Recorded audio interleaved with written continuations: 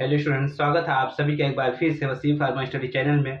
जैसे कि पिछले टॉपिक हमने स्टार्ट किया था हीमोपोएटिक सिस्टम, जिसमें हम लोगों ने कंपोजिशन फंक्शन ऑफ ब्लड देखा था, प्रोसेस ऑफ हीमोपोइसिस। इस टॉपिक में हमने कवर किया था एरिथ्रोपोइसिस, आरबीसी के बनने के प्रोसेस को। ठीक है, इसके अलावा characteristic and function of RBC, WBC and platelets. इसमें हमने आपको आरबीसी का पूरा डिटेल बताया था, डब्ल्यूबीसी में डब्ल्यूबीसी के पूरे टाइप्स बताए थे विद स्ट्रक्चर डायग्राम के साथ में, प्लेटलेट्स भी बताया था। ठीक है, इसके अलावा हमने आपको कवर किया था यहाँ पे एबीओ ब्लड ग्रुप भी कवर कर दिया था इसी लेक्चर में हमने हीमोग्लोबिन कवर किया था। ठीक है, आज हम बात करेंगे आरएच फैक्टर का और मैकेनिज्म ऑफ क्लॉटिंग। ये इंपॉर्टेंस मतलब जो रिमेनिंग टॉपिक है ये हम बात करेंगे, और हार्ट इससे ब्लड से हीमोपोएटिक सिस्टम से जो भी रिलेटेड इंपॉर्टेंट क्वेश्चन देंगे वो भी देखेंगे और डिसऑर्डर को भी देखेंगे। ठीक है, चलिए फिर स्टार्ट करते हैं कल के टॉपिक को। पिछले लेक्चर को हम लोग कवर करते हैं, जैसे कि पिछला लेक्चर हमारा यहाँ तक का हो गया था। ठीक है, डोनर और रिसिपिएंट ये हमने देख लिया था।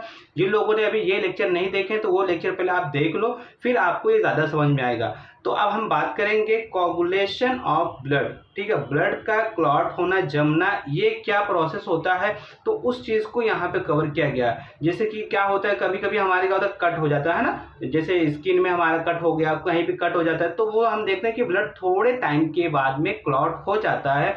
तो उसका क्या क्या रीज़न ही क्लॉट हो जाता है। ठीक है, और क्या प्रोसेस है उसका क्लॉटिंग का, तो वो दिया है। जैसे अब मैं रीड कर रहा हूँ यहाँ पे, when there is an injury to the blood vessels or blood comes out and within a few minutes it loses its fluidity and forms a red color semi solid jelly like mass that is called clot।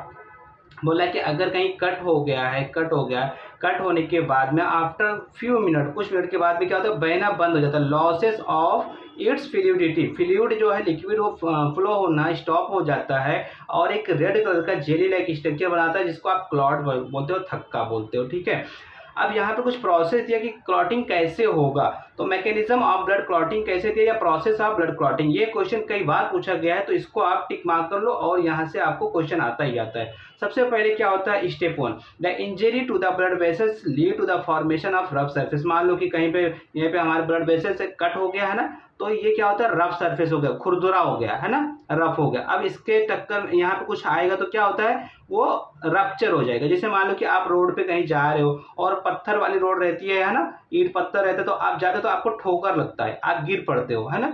Same case यहाँ पर भी होता है कि जब हमारा कहीं पे इंजरी हो गया तो वहाँ का सरफेस रफ हो जाता है, और वहाँ पे फिर क्या होता है, आरबीसी आते हैं, प्लेटलेट्स आते हैं, तो वहाँ पे क्या क्या चेंजिंग होता है, उन सारे चेंजिंग को यहाँ पे बताया गया है।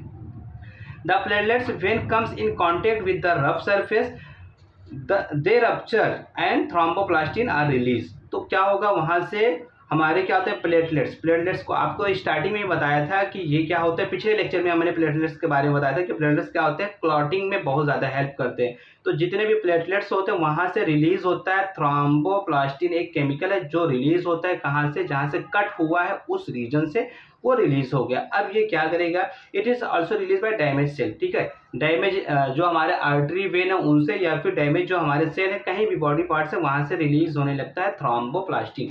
फिर उसके बाद का स्टेप क्या हुआ, अब ये जो थ्रोम्बोप्लास्टिन रिलीज हुआ है वो क्या करेगा, the thromboplastin in presence of calcium ion converts inactive prothrombin into active thrombin. देखो अपने बॉडी में क्या होता था, जो प्लाज्मा में प्रोटीन था उसका नाम था एल्ब्यूमिन, ग्लोब्यूलिन, प्रोथ्रोम्बिन और फिब्रिनोजन। तो प्रोथ्रोम्बिन ये प्लाज्मा प्रोटीन है, ये किस फॉर्म में, आराम से सोया हुआ, कोई टेंशन नहीं है। तो अब जैसे इसके पास में क्या आता है, थ्रोम्बोप्लास्टिन आता है, तो इसको जगा देता है, इसको एक्टिव करता है। ठीक है, पहले ये इनएक्टिव है, देखो इनएक्टिव है कौन, प्रोथ्रोम्बिन। जब ये थ्रोम्बोप्लास्टिन आएगा, और अकेले नहीं आता है, कैल्शियम आयन की भी हेल्प लेता है, कैल्शियम की भी हेल्प लेकर के उसको किस में कन्वर्ट कर देता है, थ्रोम्बिन में। थ्रोम्बिन कैसा हो गया, अब एक्टिव हो गया, कि ये पहले इनएक्टिव है, सोया हुआ है, फिर ये जग गया। ठीक है, एक्टिव में कन्वर्ट हो गया, थोड़ा सा उसका फॉर्म चेंज होगा। वही यहाँ पे इक्वेशन के फॉर्म में लिखा कि प्रोथ्रोम्बिन जो इनएक्टिव है, कैल्शियम और थ्रोम्बोप्लास्टिन की हेल्प से वो दूसरे फॉर्म में बदलता है, जिसको थ्रोम्बिन कहते हैं। ठीक है, ये हो गया एक्टिव।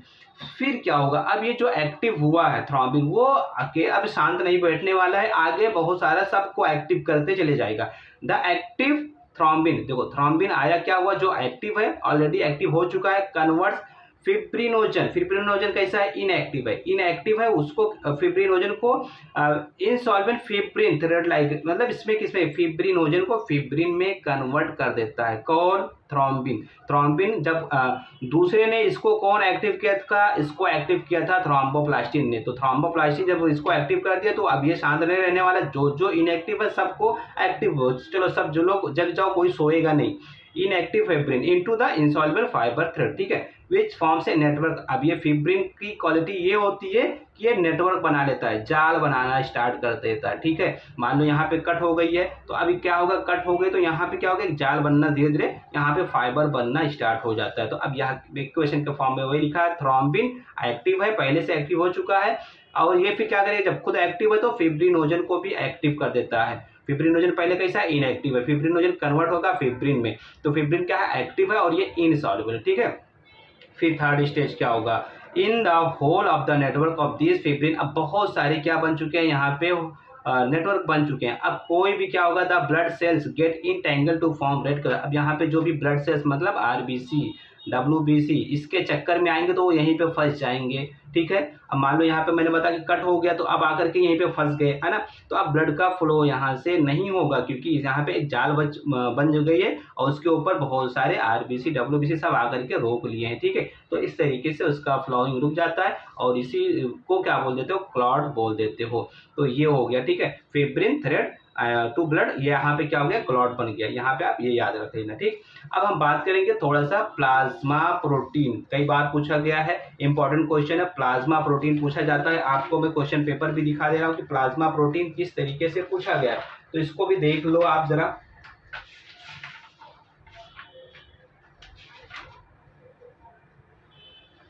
क्वेश्चन पूछा गया है, right A note on plasma protein. तो प्लाज्मा प्रोटीन के बारे में आप पढ़ लो कि प्लाज्मा प्रोटीन कैसे पूछा जाता है, इसको कवर करते हैं, ठीक है। और अभी जो मैंने आपको बताया वो कैसे पूछा गया, describe the mechanism of coagulation, blood clotting कैसे होती है, कोआगुलेशन कैसा होता है, उसका मैकेनिज्म, तो वो हम लोगों ने बता दिया, ठीक है। इसके अलावा add a note on blood grouping and its significance. तो ब्लड ग्रुपिंग और उसका सिग्निफिकेशन, ब्लड ग्रुप ऑलरेडी हम लोगों ने ABO ब्लड ग्रुप पढ़ लिए हैं, पिछले लेक्चर आप जाकर के वीडियो देखना तो आपको समझ में आ जाएगा कि ABO ब्लड ग्रुप क्या था, ठीक है। आज हम बात करेंगे कोआगुलेशन का, हो गया, ये भी बात हो चुकी है। अभी फिलहाल हम लोग बात करने जा रहे हैं प्लाज्मा प्रोटीन की, ठीक है। तो प्लाज्मा प्रोटीन क्या होते हैं, the number of plasma protein present in the plasma are called, जितने भी प्लाज्मा प्रोटीन होते हैं जैसे albumin, globulin, prothrombin, fibrinogen, 4 type के प्रोटीन होती है जो प्लाज्मा के अंदर हमारे पाई जाती है, जैसे एल्ब्यूमिन होगी, ग्लोब्यूलिन होगी, प्रोथ्रोम्बिन और फिब्रिनोजन। इसमें से एल्ब्यूमिन क्या करेगा, ये ऑस्मोटिक प्रेशर को मेंटेन करता है, अपने बॉडी में जो ऑस्मोसिस होती है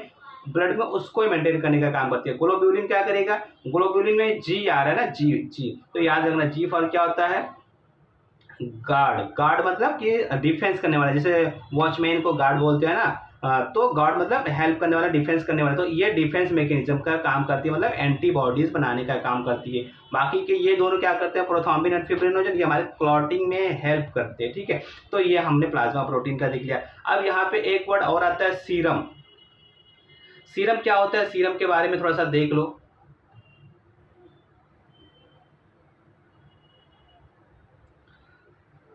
serum is obtain from the plasma after removing the fibrinogen. अगर प्लाज्मा में ये सारी चीज़ें हैं और यहाँ से फिब्रिनोजन को आप रिमूव करते हो तो वो सीरम कहलाएगा। वैसे ही मैं बता दूं कि ये फिब्रिनोजन क्या था, फिब्रिनोजन एक क्लॉटिंग में हेल्प कर रहा था ना। मान लो आपने कहीं पे ब्लड देखा होगा, क्लॉट किया, जमा हुआ ब्लड आपने कहीं देखा होगा, तो ब्लड जम जाता तो उसके ऊपर थोड़ी सी कहीं से लिक्विड रहती है ना, चिपचिपी वाला हल्की सी पानी वाटरी टाइप की लिक्विड बच जाती है ब्लड क्लॉट होने के बाद में भी। वहाँ पे आप गौर से देखेंगे तो आपको थोड़ा सा क्या देता है, वाटर दिखता है, तो उसको आप क्या बोलते हो, सीरम बोल सकते हो, ठीक है। The thin liquid that is left after blood has clot, जब ब्लड हमारा क्लॉट हो जाता है तो उसको आप क्या बोल सकते हो, उसी को सीरम बोल सकते हो, ठीक है। ब्लड क्लॉटिंग के बाद जो लिक्विड आपको दिखेगा वो हमारा ये कहलाएगा, ठीक है। अब हम बात करेंगे functions of plasma protein. Plasma protein के क्या क्या फंक्शन है वो आप देख लो। Plasma protein maintains colloidal osmotic pressure. Colloidal osmotic pressure मतलब कि इसमें भी कौन सा प्रोटीन की, एल्ब्यूमिन। अभी मैंने बताया कि एल्ब्यूमिन जो हमारी प्रोटीन है वो क्या करती है, ऑस्मोटिक, ऑस्मोसिस मतलब कि ब्लड के फ्लो होने में हेल्प करती है, याद रखना। ऑस्मोटिक प्रेशर क्या होता है कि फ्लो होना ना, ऑस्मोसिस क्या होता है हायर कॉन्सेंट्रेशन हो मतलब उसमें फ्लो होना, ठीक है। तो इस तरीके से ये रेगुलेट करती है, डिस्ट्रीब्यूट करती है, जहाँ पे ब्लड कम होता है वहाँ पे ब्लड को फ्लो करने में हेल्प करती है, जैसे खास करके fluid between the blood and tissue of the body. तो ये प्लाज्मा प्रोटीन ही इसमें पार्टिसिपेट करता है। दूसरा क्या है, ये हमने पॉइंट पढ़ चुके हैं already, prothrombin and fibrinogen are essential for the blood clotting process. Blood clotting में ये दोनों अभी हम लोगों ने मैकेनिज्म में देखा कि ये हेल्प कर रहे थे। प्लाज्मा प्रोटीन मेनली ग्लोब्यूलिन, जी वाला याद रखो, जी क्या कर रहा था, और डिफेंस का काम कर रहा था, गार्ड का काम बताया ना आपको। तो ये responsible for the viscosity of the blood and ultimately main for the blood pressure. ये विस्कोसिटी भी इसी की वजह से ये ज़्यादा पार्टिसिपेट करता है। और इसके अलावा गार्डिंग का काम, डिफेंस का काम भी, मतलब एंटीबॉडीज बनाने का काम कौन करता है, ग्लोब्यूलिन, ठीक है। Plasma protein act as a buffer which maintain the acid base. इसके अलावा ये बफर सोल्यूशन भी बना लेता है और इस तरीके से अपने बॉडी का जो एसिड और बेस है उसको मेंटेन करके रखता है। प्लाज्मा अपने ब्लड के एसिड बेस को मेंटेन करने का काम करता है। और ये प्लाज्मा प्रोटीन इसके अलावा क्या काम करता है, स्टोर हाउस, स्टोर हाउस करने का किसका, प्रोटीन को। यहाँ पे सारे प्रोटीन आकर के जमा होते हैं, from which the tissue can draw protein during the इनएडिक्वेट protein diet. जब भी अपने बॉडी में प्रोटीन कम होने लगता है तो प्लाज्मा से वो जाकर के स्टोर, क्योंकि वो उसके पास में स्टोर है ना, तो वो क्या करता है, स्टोर हाउस का काम करता है। याद रखना, मेन वर्ड आप याद रखेंगे तो आपको सारी कॉन्सेप्ट क्लियर हो जाएंगे। इसके अलावा plasma protein combines with the certain substance and help to carry out. कोई भी सब्सटेंस है जो एक जगह से दूसरी जगह पर लेकर के जाना है तो प्लाज्मा प्रोटीन उसके साथ में बाइंड होगा और उसको एक जगह से दूसरी जगह लेकर के जाएगा। Plasma protein helps to binding the drug and increase the duration of action of drug. मान लो आपने कोई भी दवा खाई, मान लो पैरासीटामोल खाया, तो अब पैरासीटामोल जाकर के प्लाज्मा प्रोटीन से जाकर के बाइंड हो जाएगा और वो धीरे धीरे धीरे धीरे अपना एक्शन उसको बढ़ाते रहेगा। Increase the duration of action, ठीक है, कितने टाइम तक का, मान लो 5 घंटे 6 घंटे 7 घंटे जो भी चलना है तो उसके हिसाब से वो चलने लगता है। Plasma protein help in the formation of antibodies which give protection against infection. ये कौन सी बात किस कर रहा है, ग्लोब्यूलिन की बात कर रहा है। साफ साफ यहाँ पे एंटीबॉडीज कौन प्रोवाइड करने का काम कर रहा था, ग्लोब्यूलिन, ठीक है। तो याद रखना ये प्लाज्मा प्रोटीन कौन सा है, ग्लोब्यूलिन का। ये पूरा हम लोगों ने पूरा इसके फंक्शन देख लिए। अब हम बात करेंगे एक बहुत ही इंपॉर्टेंट है जो हमेशा पूछा जाता है, ये भी RH फैक्टर पूछा गया है। अभी मैं आपको क्वेश्चन पेपर दिखाऊंगा तो आप समझ जाओगे कि ये कैसे पूछा गया कि RH फैक्टर इसको क्या बोलते हैं। देखो RH फैक्टर समझने के लिए आप ये समझो कि ये कुछ नहीं है, ये एक एंटीजन होते हैं। सबसे पहले एक मंकी था, ठीक है, रीसस मंकी। रीसस मंकी में देखा गया और ये क्या होता है, ये एंटीजन होते हैं। अब इसको कैसे समझेंगे, चलो समझो। सबसे पहले क्या होता है RH फैक्टर क्या है, इससे पिछले वाले टॉपिक में भी मैंने बता के रखा है आपको। तो RH फैक्टर से आपका सारा डाउट क्लियर हो जाएगा। आपको मैंने बताया था पिछले टॉपिक में किसी का ब्लड ग्रुप A है मान लो, है ना, तो ब्लड ग्रुप A है तो मतलब इसके पास में जो एंटीजन है वो A टाइप का है। किसी का ब्लड ग्रुप B है तो उसके पास एंटीजन है तो वो ऐसे B टाइप का रहेगा, छोटे छोटे से B शेप करेंगे, मतलब ये हाफ B, जैसे इसमें B में कैसा होता है, ऐसे ऐसे होता है ना B, तो अब यहाँ पे सिर्फ ऐसे ही है, ऐसे ऐसे, ठीक है, याद रखो। तो किसी का अगर ब्लड ग्रुप B है तो उसमें ऐसे होते हैं, ठीक है। AB किसी का ब्लड ग्रुप है तो उसके पास में A शेप का भी रहेगा और B शेप का भी रहेगा, A शेप का भी रहेगा और B शेप का भी रहेगा, याद रखना। ऐसे मतलब AB है, ब्लड ग्रुप हो गया। अगर O है तो O मतलब क्या, जीरो, कुछ नहीं, इसके ऊपर होगा ही नहीं, क्योंकि ये कैसा दिख रहा है, O0 दिख रहा है ना, ब्लड ग्रुप तो ऐसे रहता है, ठीक है। बट अब एक और एंटीजन देखा गया है, वो होता है RH, और RH का नाम होता है एंटीजन D, और ये कुछ ऐसा रहेगा, ठीक है। ये ऐसे D आप कैसा बनाते हो, D कुछ ऐसे आप लिखते हो ना D, तो ऐसे ये रहता है D, ठीक है, मतलब ये थोड़ा सा स्क्वायर शेप का रहता है, ऐसा आप याद रखना। तो अगर किसी का ब्लड ग्रुप A पॉजिटिव अगर मैं बोलूँ तो मतलब A पॉजिटिव मतलब ये है कि उसके पास में A वाला है और ये D वाला भी है। D मतलब ये आप स्क्वायर वाला भी उसके पास है। B पॉजिटिव बोलेंगे, B पॉजिटिव तो मतलब B वाला भी है और उसके पास में एक D शेप का, स्क्वायर शेप का भी बना दो यहाँ पे, ठीक है, D वाला भी बना दो, आपको ये इससे क्लियर हो जाएगा। ऐसे AB है मतलब दोनों रहेगा, ठीक है, A वाला भी रहेगा, ये इसमें एक D वाला भी आ जाएगा। AB पॉजिटिव अगर हम बोलेंगे तो यहाँ पे स्क्वायर वाला भी आ जाएगा। ये क्या होती है, तो एक टाइप का ये क्या है, एंटीजन है। अब हम बात करेंगे, अगर कोई बोल रहा है कि RH पॉजिटिव, अगर कोई बोल रहा है कि मेरा ब्लड RH पॉजिटिव है या RH नेगेटिव है, ठीक है, RH मतलब ऐसे याद रखो कि A या A, ऐसे कोई मान लो कि A positive A negative, A positive और ए नेगेटिव, याद रखना ए पॉजिटिव और ए नेगेटिव। मान लो कि आर एच क्या हो गया, ठीक है। अब कोई बोला मेरा blood group R H positive है, मतलब कि इसके पास में ए वाला है और इसके यहाँ पे ए रहेगा और ये स्क्वायर वाला रहेगा, ठीक है। आर एच निगेटिव बोलेंगे तो कुछ नहीं रहेगा, सिर्फ ये ए वाला है, बस इतना सा डिफरेंस है, थोड़ा सा डिफरेंस है। कि कोई बोल रहा है मेरा आर एच नेगेटिव है, आर एच नेगेटिव मतलब कि मान लो ए नेगेटिव है, तो ए नेगेटिव है तो मतलब क्या, इसके पास सिर्फ ये ए वाला है, ठीक है। यहाँ पे डी वाला, ये स्क्वायर वाला नहीं है। और कोई बोला ए पॉजिटिव आर एच पॉजिटिव है, मतलब कि ये ए वाला शेप भी है और ये स्क्वायर वाला शेप का भी है, ठीक है। तो ये याद रखना। अब हम बात करते हैं, बट अब ये जो पॉजिटिव और नेगेटिव का केस है, ये बहुत ही सीरियस केस बन जाता है जब हम ब्लड डोनेट करते हैं। चलो देखते हैं, पहले उसको समझ लेते हैं क्या क्या इसके अंदर दिया गया है। It is another type of agglutinogen. Agglutinogen मतलब antigen. It is called as rhesus factor because RH factor since it was first seen in the rhesus monkey, ठीक है। RH positive individual have this factor. अभी मैंने बताया कि जो लोग RH positive या A पॉजिटिव या B पॉजिटिव या AB पॉजिटिव, मतलब उनके पास में RH है, but RH negative individual do not have this. जो नेगेटिव वाले रहेंगे उनके पास में नहीं है।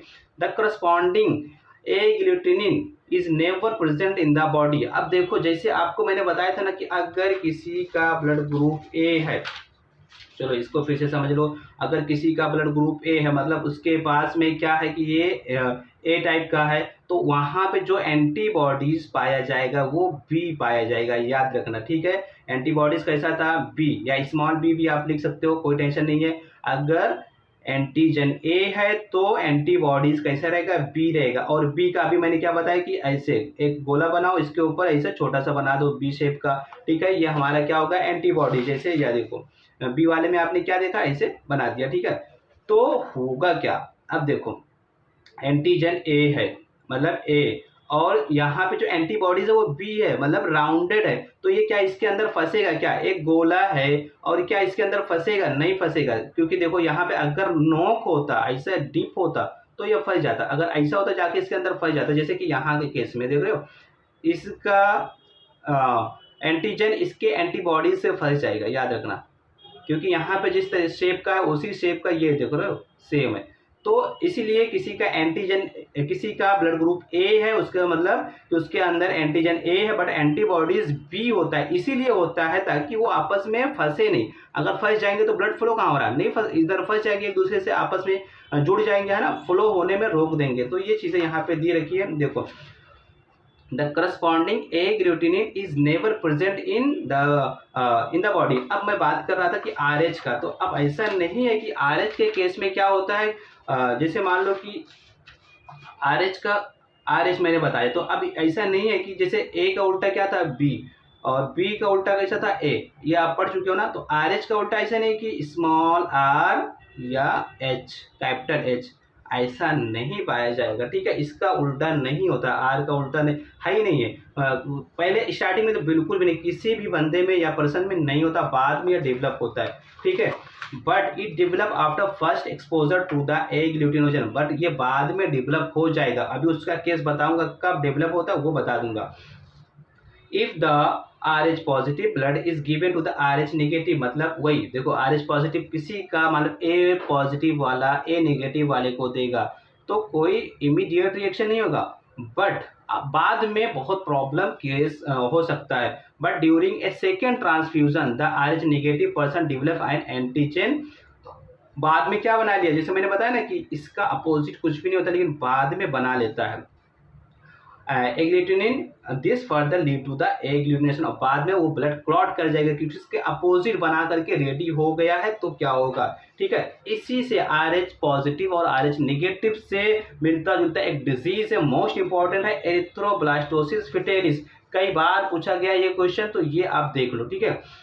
क्या होता है, सबसे पहले देखो, सबसे पहले ये बताया, एक स्टोरी बताया, यहाँ पे कहानी बताया। कहानी का पहला लाइन ये है कि अगर the fetus of RH negative, मतलब मम्मा नेगेटिव है, बाप पॉजिटिव है, तो बच्चा कैसा होएगा, पॉजिटिव होएगा, ठीक है। ये साफ सी बात है कि क्योंकि यहाँ पे डोमिनेंट कौन कर रहा है, फादर कर रहा है, ठीक है। तो इस केस में बच्चा कैसा आएगा, पॉजिटिव आएगा। अब ये छोड़ दो। In the fetus of is if the fetus is RH positive and the mother is RH negative, serious complication may occur। अब यहाँ पे आ जाओ कि एक कोई न्यू अभी क्या है, मदर है, कोई प्रेग्नेंट है। अब वो मदर जब प्रेग्नेंट है तो उसके अंदर जो ब्लड ग्रुप है बच्चे के अंदर वो पॉजिटिव वाला है, ठीक है, पॉजिटिव वाला है, RH पॉजिटिव है, और माँ कैसी है, नेगेटिव है। तो क्या होगा फ्यूचर में, माँ अभी कैसा मैंने बताया कि लेडीज़ कैसी है, प्रेग्नेंट का केस है लेडीज़ का, तो और बच्चा अभी वो प्रेगनेंसी में है, तो क्या हो रहा है, और उसमें ब्लड ग्रुप चेक किया गया है तो फीटस का पॉजिटिव आ रहा है और मदर का नेगेटिव आ रहा है। अब देखेंगे क्या कॉम्प्लिकेशन हो सकता है।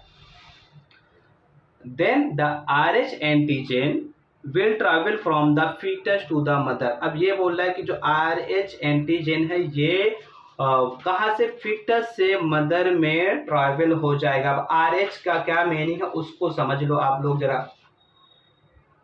इस चीज़ को समझने के लिए हम क्या करेंगे, जैसे बेबी हमारा कैसा मैंने बताया कि बी पॉजिटिव है, और हमारी मदर और जिसमें जो उसकी माँ है वो कैसी है, नेगेटिव है। तो क्या होगा, अब बी पॉजिटिव मतलब ये है कि उसके पास में बी वाला तो एंटीजन है, साथ साथ में ये पॉजिटिव क्यों आता है, क्योंकि इसके पास में RH है, जबकि मदर के पास में ऐसा नहीं है, माँ कैसी है, नेगेटिव है, मतलब उसके पास RH नहीं है। अब फर्स्ट टाइम जब डिलीवरी होगा तो क्या होगा, इसमें क्या दिया है, then the RH negative antigen will travel from the fetus to the mother. अगर डिलीवरी हुई तो डिलीवरी के टाइम पे अगर दोनों का ब्लड क्या होगा, मैच कर जाएगा, होता है ना, मिक्सिंग हो जाती है, कहीं ना कहीं से कट वट लग जाता है, मदर के जो टिश्यूज होते हैं डैमेज हो जाते हैं थोड़े बहुत, है ना, at the time of the जब बेबी का बर्थ होने लगता है। तो अब ये मैच हो गया तो क्या होगा, जो यहाँ पे RH antigen travel from fetus to the mother. अब इस बच्चे से, इस फीटस से माँ के इसके अंदर भी RH एंटीजन आ जाएंगे।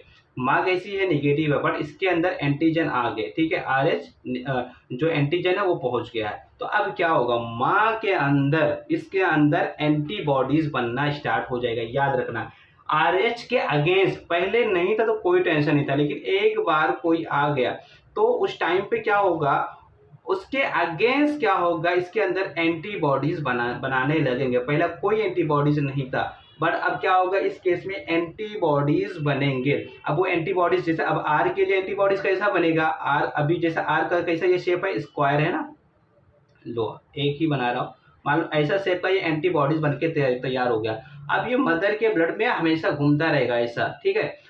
ये क्यों हुआ, क्योंकि ये आया था, एंटीजन आया था, कहाँ से आया था, बेबी से आया था, बच्चे से एंटीजन आया, तो माँ के अंदर क्या हुआ, इसके बदले में यहाँ पे एंटीबॉडीज बनना स्टार्ट हो गया। देखो, as a result RH antibodies will develop in the mother. माँ के अंदर RH का एंटीबॉडीज बनना स्टार्ट हो गया, पहले नहीं था, कोई दिक्कत नहीं थी। अब क्या होगा next, when these antibodies reach to the fetus, अब छोड़ दो, एक बार हो गया, एक बार बेबी का बर्थ हो गया, वही मदर, वही सेम मदर नेक्स्ट टाइम जब प्रेग्नेंट होगी, सेम मदर है, नेक्स्ट टाइम प्रेग्नेंट हो गई, तो अब क्या होगा, और बेबी कैसा है, नेक्स्ट टाइम फिर पॉजिटिव है, बेबी अगेन बी पॉजिटिव है, ठीक है, मतलब बी पॉजिटिव है, मतलब इसके अंदर क्या है, यहाँ पे ये स्क्वायर वाला पाया जाएगा केस, है ना, जो ऊपर देख रहे हैं हम लोग डायग्राम में, ये सारी चीज़ें पाई जाएंगी। और माँ कैसी है, माँ ऑलरेडी क्या बना करके रखी है, माँ के अंदर अभी देखो ये है ना, ये पहले था, ये माँ मदर के था, और माँ के जो प्लाज्मा में है, मदर के प्लाज्मा में ये एक स्क्वायर वाला घूम रहा है, ये स्क्वायर वाला घूम रहा है, ये क्या है, हमारा एंटीबॉडीज है। ये स्क्वायर वाला फौरन, अब देखो कहीं भी कट हुआ ना, कहीं भी कट हो गया, ये बेबी का है, सेकंड बेबी, ये सेकंड जनरेशन सेकंड वाला है, ये फर्स्ट और पहला वाला फर्स्ट था, और ये मदर तो वही रहेगी, सेम रहेगी, कोई टेंशन नहीं है, मदर वही है। तो अब दोबारा जैसे बेबी का डिलीवरी हो रही है, तो अब डिलीवरी के टाइम पे फिर वही सेम केसेस होगा कि माँ का कोई टिश्यू वगैरह क्या डैमेज होएगा तो ब्लड फ्लो होएगा, और बेबी का भी कुछ ऐसा डैमेज होएगा, या फिर बेबी के जो भी कट करते हैं, है ना, अम्बिलिकल कॉर्ड या किसी के थ्रू, प्लेसेंटा के थ्रू, तो ये वाला चला जाएगा बेबी में, ठीक है। ये कहाँ, ये एंटीबॉडीज है, चला गया कहाँ पे, बेबी वाले ब्लड में चला गया। तो अब देखो ये कैसा है भाई, ये भी इसका शेप कैसा है, स्क्वायर, इसका भी कैसा है, देखो फ्रेम कैसा है, स्क्वायर।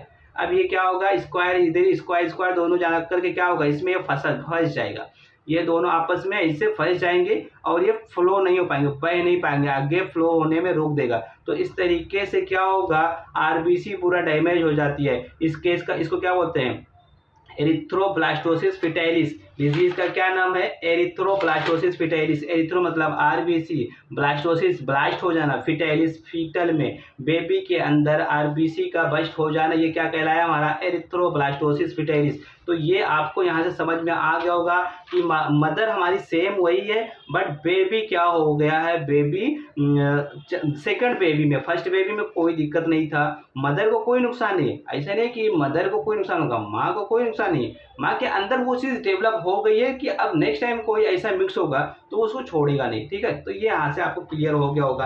अब हम बात करेंगे यहाँ पे डिसऑर्डर ऑफ ब्लड, बहुत इंपॉर्टेंट है, 1 मार्क में पूछ सकता है, और तो इसको देख लेते हैं। ठीक है, डिसऑर्डर ऑफ ब्लड। अब जैसे सबसे पहले आरबीसी हमने पढ़ा था पिछले लेक्चर में, तो पिछले लेक्चर का आरबीसी पढ़ा था, तो आरबीसी में अगर कोई डिजीज हो गया तो क्या बोलोगे? तो दो चीजें हो सकती हैं, एक एनीमिया हो सकती है, एक पॉलीसाइथेमिया। अब एनीमिया क्या हो सकता है? एनीमिया में क्या होता है कि हमारे आरबीसी का जो लेवल होता है वो डिक्रीज हो जाता है, या फिर हीमोग्लोबिन, दोनों याद रखना, क्योंकि आरबीसी के अंदर ही हमारा क्या पाया जाता था? हीमोग्लोबिन पाया जाता था।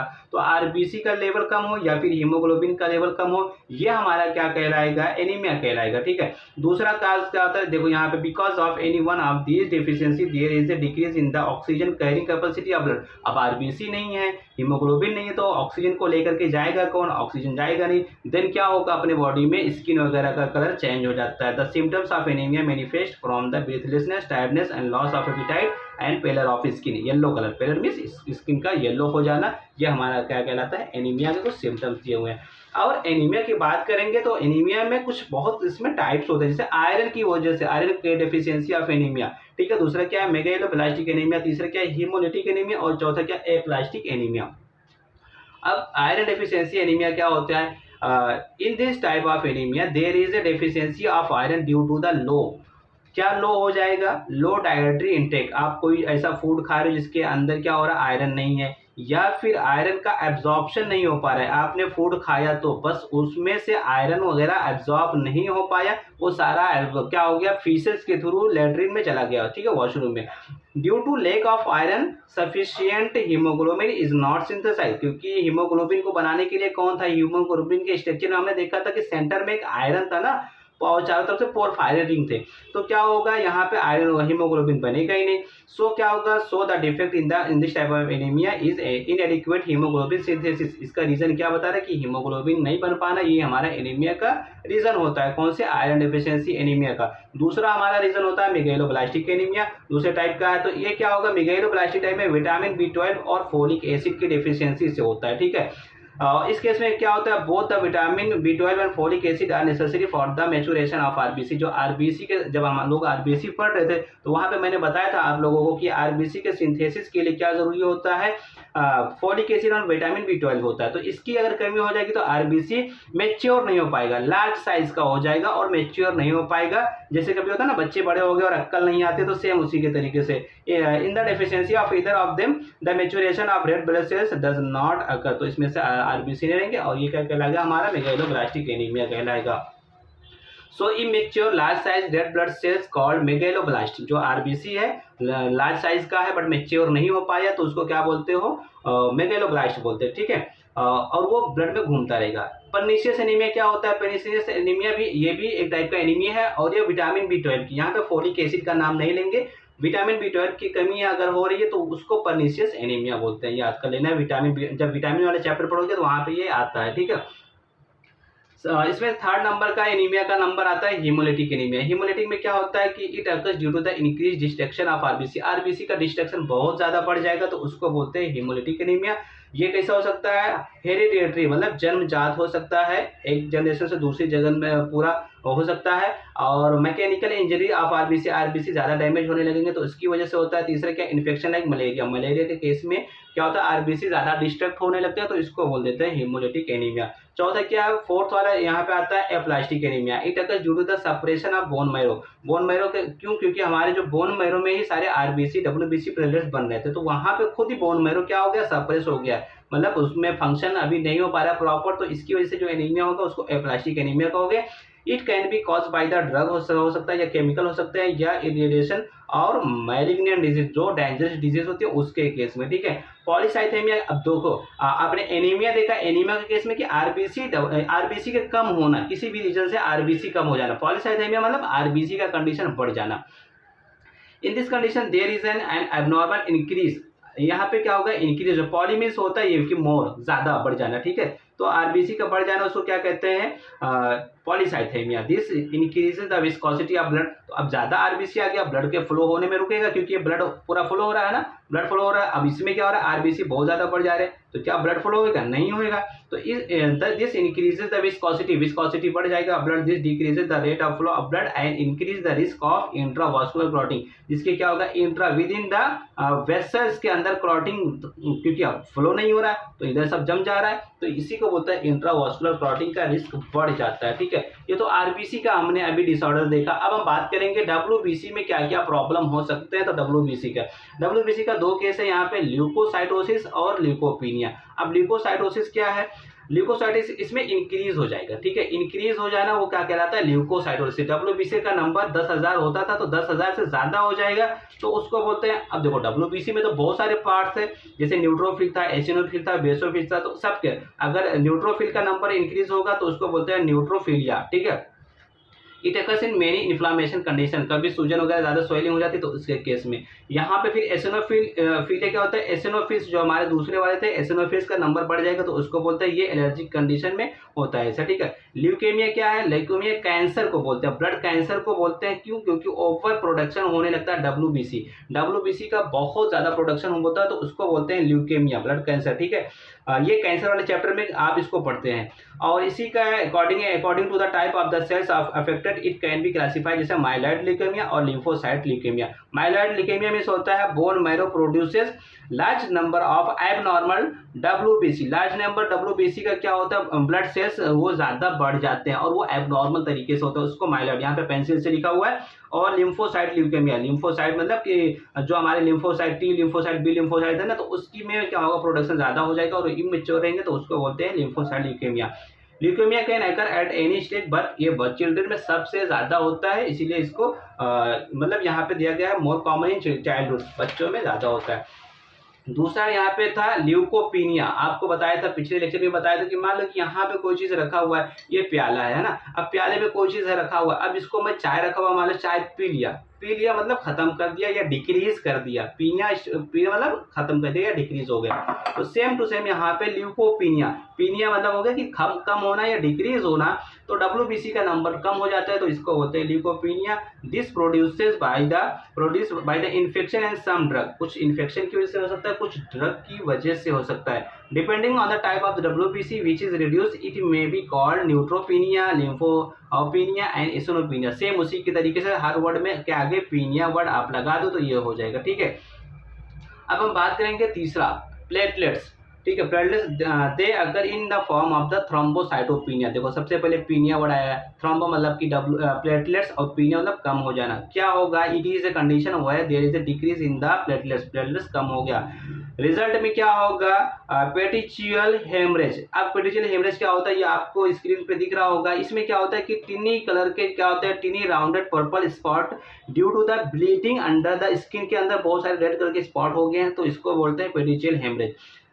सेकेंड पॉइंट इसमें दिया है haemorrhage in the bleeding, increase in the bleeding time. Bleeding time बहुत लंबे टाइम तक का बढ़ जाता है तो उसमें भी ब्लड क्लॉट नहीं हो पाता है, ठीक है। Defect in the retraction of clot, तो इसमें क्या होता है, रिट्रैक्शन ऑफ क्लॉट का मतलब कि क्लॉटिंग में क्या होता है, थोड़ा सा डिफेक्ट हो जाता है तो इसको बोलते हैं कि defect in the retraction of clot, ठीक है। ये आपको समझ में आ गया होगा। अब हम बात करेंगे यहाँ पे आपको डिसऑर्डर ऑफ क्लॉटिंग। अब क्लॉटिंग का जो भी हमने अभी क्लॉटिंग पढ़ा था, मैकेनिज्म ऑफ क्लॉटिंग, तो उसमें कुछ क्या दिए हैं। सबसे पहले तो इसका देख लो, स्क्रीन पे आपको दिख रहा होगा सारे फैक्टर्स दिए हुए हैं कि कौन कौन से फैक्टर्स हेल्प करते हैं क्लॉटिंग में, ठीक है। उसमें कई सारे फैक्टर्स मैं आपको पढ़ के सुना दे रहा हूँ, आप एक बार देख लो। जैसे फर्स्ट फैक्टर दिया है यहाँ पे फैक्टर फिब्रिनोजन, जो आपने ऑलरेडी पढ़ के रखे हो। प्रोथ्रोम्बिन ये अभी आपने मैकेनिज्म में देखा। अब फैक्टर 3 टिश्यू थ्रोम्बोप्लास्टिन, ये भी आपने देख लिया। फैक्टर 4 कैल्शियम आयन, ये भी आपने देखा। Factor 5 liable. फैक्टर 6 इसमें 6 दिया है स्टेबल, ठीक है, 6 नहीं दिया है, डायरेक्ट 7 दिया है। और उसके बाद फैक्टर 8 दिया है एंटी हेमोफिलिक फैक्टर, याद रखना। फैक्टर 8 का नाम है एंटी हेमोफिलिक फैक्टर, और फैक्टर 9 का क्रिसमस, फैक्टर 10 का स्टुअर्ट, फैक्टर 11 का प्लाज्मा थ्रोम्बोप्लास्टिन, और फैक्टर 12 का हैगमैन, ठीक है, फैक्टर, और फैक्टर फाइब्रिन स्टेबलाइजिंग फैक्टर। ये फैक्टर 13 तक का हो गया। अब आ जाते हैं टॉपिक पे। हीमोफीलिया ये किसकी वजह से? This decrease in the cause due to the absence of the factor 8। Factor 8 क्या है? अभी बताया आपको पढ़ के कि anti haemophilic factor. This disease occurs in the men, और ये मेन के केस में होगा, ठीक है, ज़्यादातर। But it is genetically transmitted through the women. Ladies में भी पाया जाता है बट मेन में ज़्यादा पाया जाता है। Women carry the genes but not disease. उसके लेडीज में शो नहीं होगा, वो कैरियर होंगे बट उनके अंदर शो नहीं होगा। ये ज़्यादातर मेन के केस में होता है। और हीमोफीलिया पूछा गया है, आप स्टार मार्क कर लो, ठीक है। अब हम बात करेंगे आज का लास्ट टॉपिक, थ्रोम्बोसिस। थ्रोम्बोसिस क्या है? सबसे पहले ये आप स्क्रीन पे देखो कि आपको दिख रहा है कि एक वेन दिख रही है, उसके अंदर कोई चीज़ आकर के, ब्लड सेल्स आकर के क्लॉट हो जा रहे हैं और ब्लड के फ्लो होने में रुक जा रहा है, तो इसको बोलते हैं थ्रोम्बोसिस। इसमें इम्बोलस भी आता है, थ्रोम्बस भी आता है, बहुत सारी चीज़ें आती है, ठीक है। जैसे आपने एथेरोस्क्लेरोसिस में देखा था, सेम एज इट इज ये भी है। अब आ जाते हैं, रीड करते हैं। Intravascular clotting of the blood is called thrombosis. जब देखो ब्लड के अंदर क्या होगा, क्लॉटिंग हो जाए तो उसको बोलते हैं थ्रोम्बोसिस। थ्रोम्बोसिस में अकर ड्यू टू द रफनिंग और थिकनिंग द ब्लड वेसल्स। जो हमारे ब्लड वेसल्स है वो थिक हो जाती है, अंदर से रफ हो जाती है, तो उसको बोल देते हैं एज एन एथेरोस्क्लेरोसिस, जैसे कि एथेरोस्क्लेरोसिस में। अब हम बात करेंगे thrombosis can obstruct essential blood vessels like coronary and cerebral vessels, ठीक है, दिस में लीड टू द डेथ। तो इसमें क्या होगा, कोरोनरी आर्टरी हमारी होती है, सेरेब्रल वेसल्स होती है जो सेरेब्रम ब्रेन को जाती है, कोरोनरी जो हार्ट को जाती है, तो इसकी वजह से डेथ भी हो सकती है। ये हो गया हमारा खत्म। अब हम थोड़ा सा पेपर की बात कर लेते हैं। पेपर पे क्या क्या पूछा गया, जैसे देख लो क्या दिया है, ये हमने बात किया था पिछले टॉपिक में, explain the physiology of blood, ये हो गया था। एथ्रोपोइसिस पिछले टॉपिक का है, ये हो गया है हमारा। और इसके अलावा यहाँ पे आपको बता दें तो right any two properties of the RBC, ये भी पिछले टॉपिक में हो गया है, ठीक है। इसके बाद में यहाँ इस पेपर में देखो पूछा गया है explain the sequence of blood clotting. आपको ब्लड क्लॉटिंग का सीक्वेंस अभी जस्ट बताया, तो ये आपका हो जाएगा। Right the composition function of blood, ये भी इसी चैप्टर का है, पिछले लेक्चर में आप जाकर के देखना, आपको समझ में आ जाएगा। What is a RH factor, RH factor अभी आपको बताया, ये आपको यहाँ से हो जाएगा, क्लियर हो जाएगा, ठीक है। और यहाँ से फिर नेक्स्ट पेपर में हम बात करेंगे, जो पेपर में पूछा गया था कंपोजिशन फंक्शन ऑफ ब्लड पूछा गया है, ये भी आपने देख लिया है। इसके अलावा देखो यहाँ पे फिर एक्सप्लेन द क्लॉटिंग मैकेनिज्म, अभी जस्ट क्लॉटिंग मैकेनिज्म आपको बताया, तो ये हो गया। एक्सप्लेन द डिफाइन द एथ्रोपोइसिस, ये पिछले लेक्चर में आपको बताया था, वो पिछला लेक्चर आप जाकर के देख लेना, ये यहाँ से आपका क्लियर हो जाएगा। इसके अलावा आपको और भी क्वेश्चन आपको दिखाता हूँ, जैसे यहाँ पे आपका दिया हुआ है describe the mechanism of coagulation ABO blood group, ये आपने देख ही लिया, ये आपका यहाँ से क्लियर हो गया, ठीक है। और right A note on plasma protein, ये भी आपको बता दिया, ये भी हो गया। तो कहने का मतलब ये जितने भी आपको बताया बहुत सारे इंपॉर्टेंट है, आप सारे सॉल्व कर लेंगे और आपको ये पेपर और ये सारे नोट्स आपको हमारे टेलीग्राम चैनल पे मिल जाएगा। आप वहाँ से जा करके देख लो, वहाँ से डाउनलोड कर लो और सारा आपको फ्री में वहाँ पे मिल जाएगा।